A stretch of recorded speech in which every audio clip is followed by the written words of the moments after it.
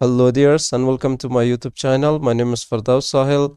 In this video I'm going to show you how to select the top and bottom shapes in your artboard. So I'm going to drag my selection.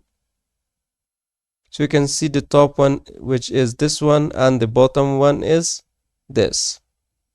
Now I'm going to right click and select on top. To select the bottom, so I'm going to drag my selection again, right click and click on select bottom.